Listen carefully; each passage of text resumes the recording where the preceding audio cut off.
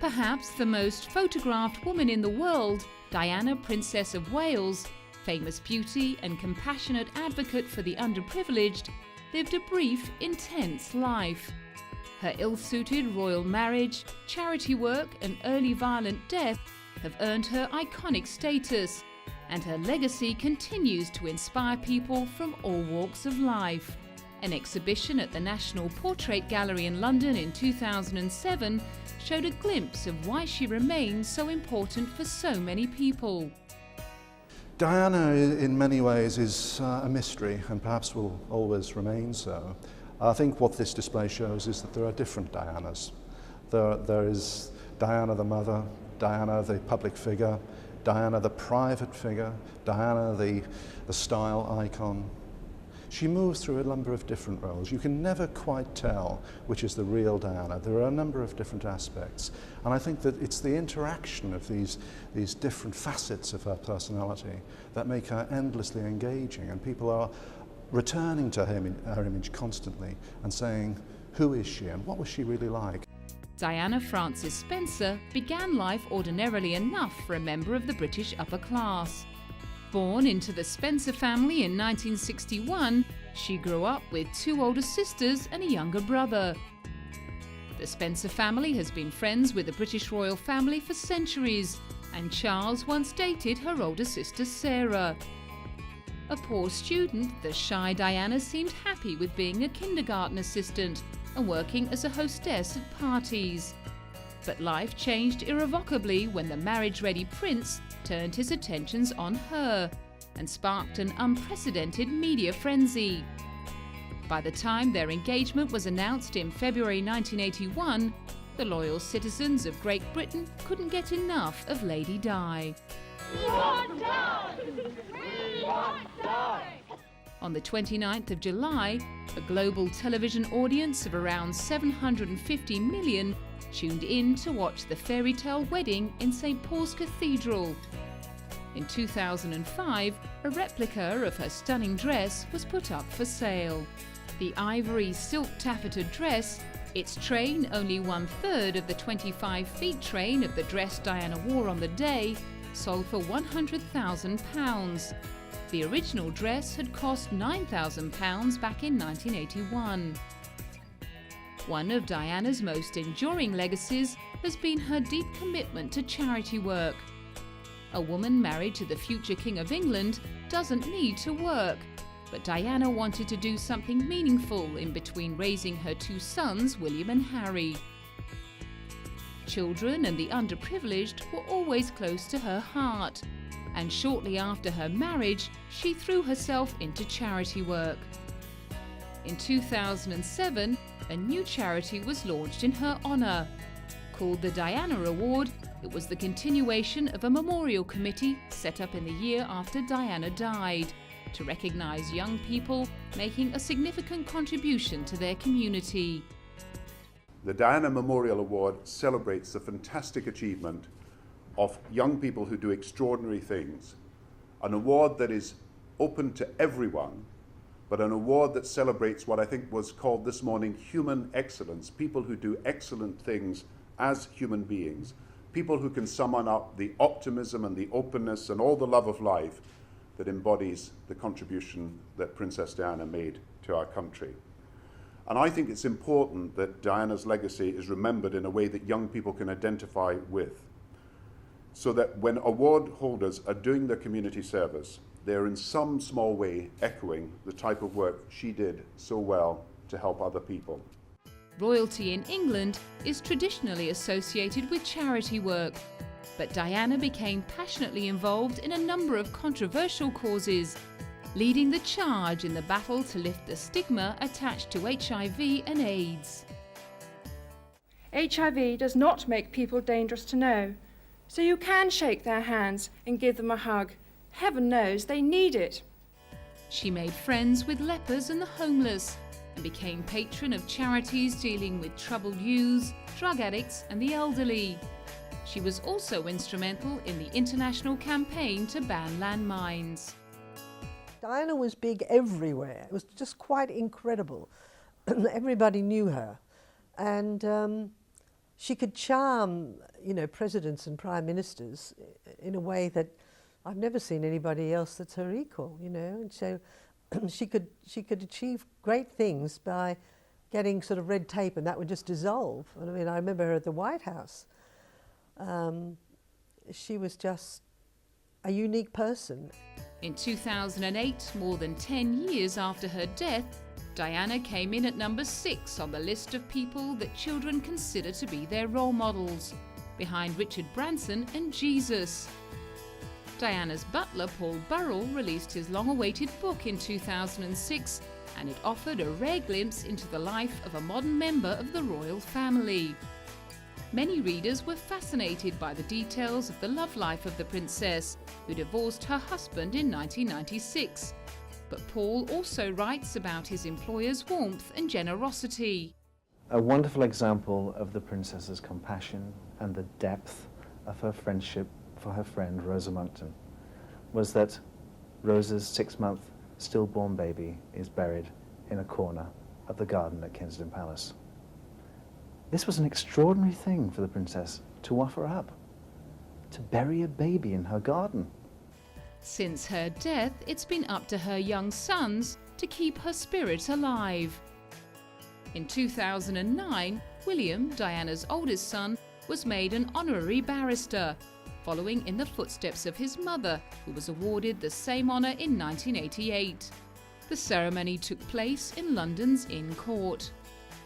3 years earlier, William and Harry announced they were putting together a special event for the anniversary of their mother's death. The concert was intended to raise money for Diana's favourite charities. They invited an eclectic mix of artists that reflected the musical tastes of both the young princes and their mother. The all-star bill included the likes of Elton John, Andrew Lloyd Webber and rap artist Kanye West. 70,000 fans turned up to Wembley Stadium on the day which would have marked Diana's 46th birthday, with millions more watching the event live on TV. The evening was a huge success.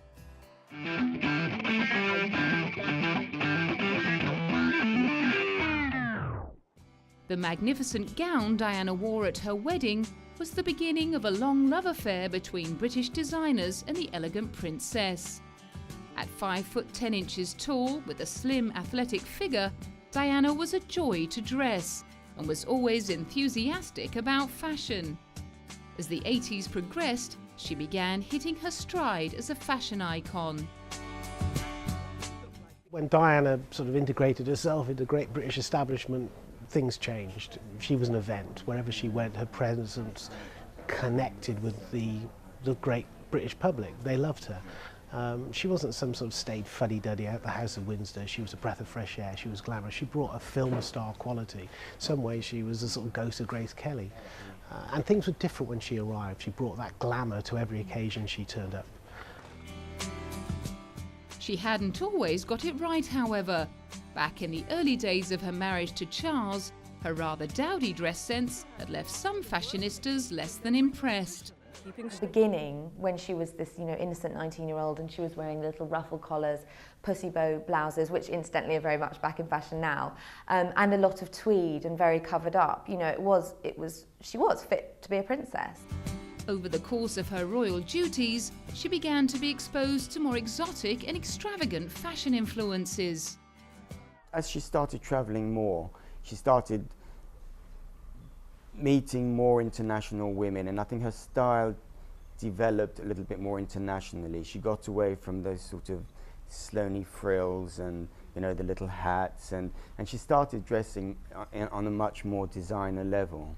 Some of her outfits were so striking that they were talked about for weeks after the event. She wore a Victor Edelstein midnight blue velvet gown to dance with John Travolta at the White House, and I think everyone will remember that probably as the most iconic Diana dress ever, because not only was she wearing a stunning dress, she was doing something she adored, which was dancing and moving and smiling, and that's what fashion's all about. She really lived through the clothes. 2 months before Diana's death, she auctioned off 79 of her gowns for charity. In order to publicise the New York auction, she asked two of her favourite photographers, Lord Snowdon and Mario Testino, to photograph her in some of the gowns. Lord Snowdon photographed her in formal settings and Mario in his studio. In 2005, Mario hung the 15 photographs in an exhibition at Kensington Palace. Some had been published in Vanity Fair, but many had never been seen before. The shoot took place just 5 months before Diana died, and Mario remembers very clearly her state of mind. I wonder whether this particular period was a difficult period in her life. I almost think that maybe this was the beginning of a new period. In that instance, when I photographed her, I think she felt very, very happy. I mean, a lot of people have asked me this in the past. I think that she just felt elated. She was entering a new period in her life, and I think all of us, when we're about to start something new, there's a certain excitement. What went on in those next 6 months, I don't really know, because people say that they were difficult years in her life afterwards, but the moment I met her, I have to say she was incredibly a very upbeat person. Pleased with the informal portraits, Diana told Mario that her children were impressed with the accurate reflection of her personality. Both shoots proved successful in advertising the event, and the auction went on to raise £5.7 million for charity. WETV bought 4 gowns, and in 2007 they decided to auction off the silk chiffon Catherine Walker evening dress and donate the proceeds to a disadvantaged children's charity. The remaining 3 gowns toured as part of a public display. Diana's butler remembered how hard it was for her to give up one of the auction dresses. It's very grand, very elegant, very regal looking. And in fact, this was the princess's favourite dress. And for a brief moment, she nearly didn't sell it. She nearly didn't give it away.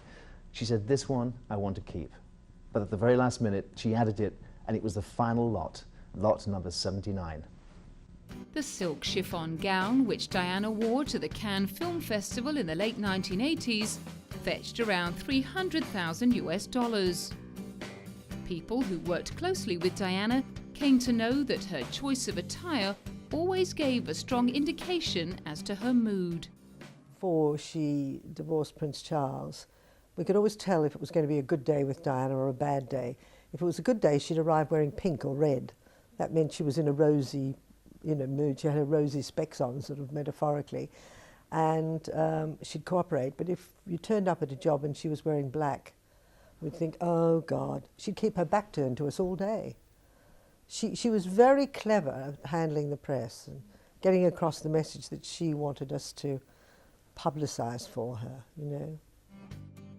Timed for the 10-year anniversary concert, some of Diana's most admired dresses went on display in Kensington Palace in 2007 in an exhibition titled Diana, a Princess Remembered.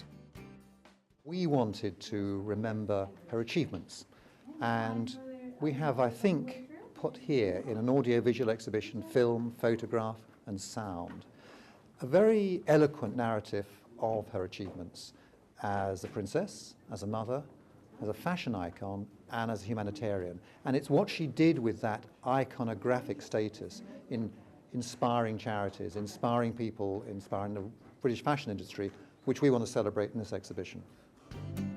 Included among the exhibits was the stunning black beaded Catherine Walker dress, the Victor Edelstein blue silk velvet dress she wore to the White House, and the white satin and lace 1930s style dress by Bruce Oldfield, which she wore to Buckingham Palace to dine with the Egyptian president. Well, she was the most famous fashion icon, I think, for British designers of all time, and I can't think when there will be anybody else who would be such a fantastic ambassador for British fashion. And it made British designers, including us, very well known, and so that was incredible and a real privilege to have dressed her. She will never be replaced. There'll never be anybody quite like her. A decade after her untimely death, the public response to the exhibition revealed just how dear she remains to people's hearts. We've seen constantly the themes of inspiring, touching, accessibility, charm, always coming across. And I think people felt, even though they didn't meet her, that they knew her, actually.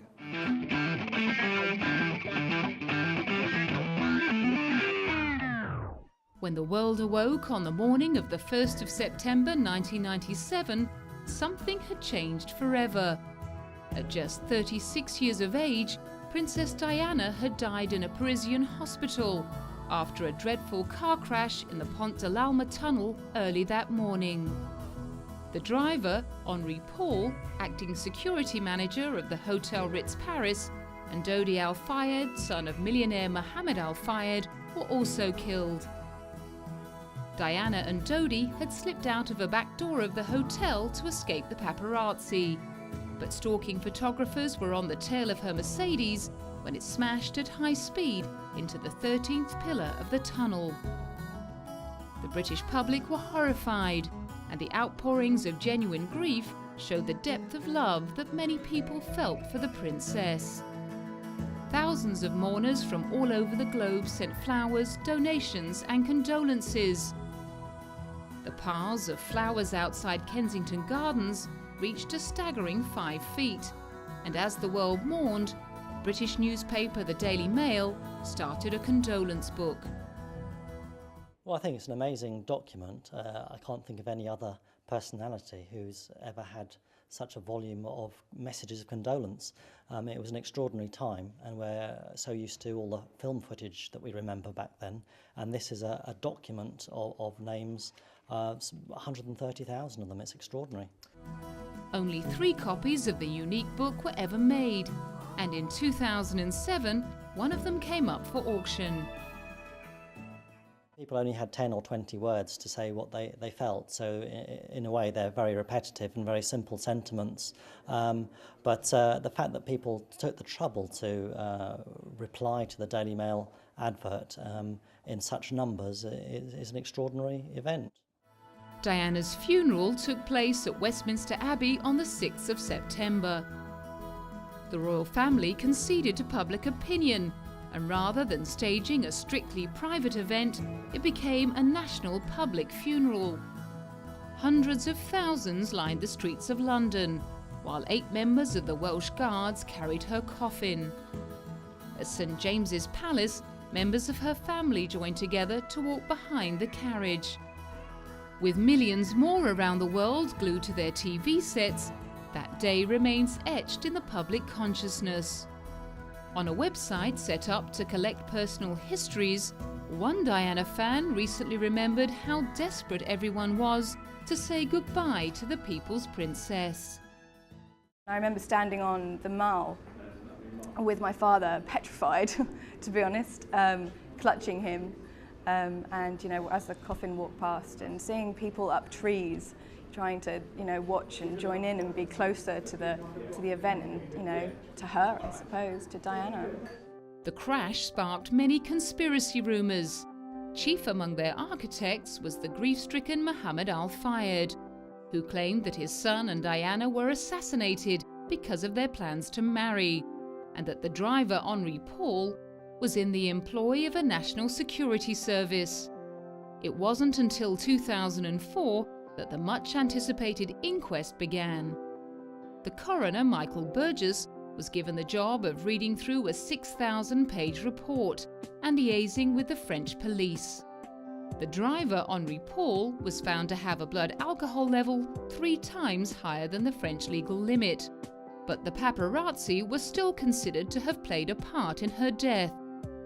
That wasn't news to film star George Clooney, who had long ago pointed the finger at the media's insatiable appetite for celebrity gossip. Princess Di is dead.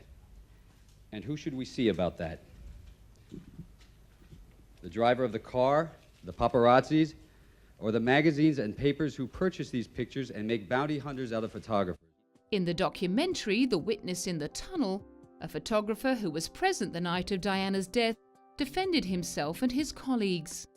Pierre claimed that the subsequent vilification of the paparazzi was unwarranted and unfair. we were not to blame, you know, for the accident itself. Now, maybe Mr. Clooney is talking about the harassment of the press, and yes, in that respect, he may be right. Maybe there was too much interest, you know, from the press towards the Princess of Wales. But on the other hand, she was using the press a lot. It was not a one-way relationship. It really was going both ways, and especially that summer. It's true that Diana forged a complex relationship with the media. She was very aware that she needed the press to publicise her charity work, and no doubt courted their sympathy in her split from Charles. She showed an intuitive understanding of the kind of photographs that would serve her well. Those impromptu photo opportunities she created by herself, that famous picture of her on the edge of the boat alone, the Taj Mahal shot, all the way through, she knew the power for her image to get maximum coverage. Other parts of her life Diana tried to keep private, often to no avail. Her relationship with the press seemed to reflect a conflict within her, between the shy introvert and the glamorous extrovert. There are times when you think, this is the real Diana. This is the shy, slightly retiring individual, not really wanting to be the gaze of the public. And there are times when Diana seems in, for example, the image behind me by Mario Testino, obviously relishing being looked at, using the camera, really responding to it, projecting an image. There's always a tension between what's real and what's projected, and it's there to be teased out. This is what I think is on offer for speculation. It's ironic to think that our very fascination with Princess Diana may have been a factor in her death. And her life became a certain soap opera as she became estranged from the very house that she was established by. So she sold newspapers, and people were interested in that celebrity who can, you know, bring them extra revenue. So yes, of course, there was a huge amount of interest, and she delivered for them. For many media people, the beautiful princess had become an industry, and her death spelt the end of their career. When she died, well, the whole business just collapsed. You know, Diana was the centre of our world. I mean, some of the photographers would say that when they went to bed at night, all they could see was her face in their lenses, you know, their long lenses. They were so used to looking at her all day long that when they went to sleep at night, they still saw her face. And then suddenly that was all gone.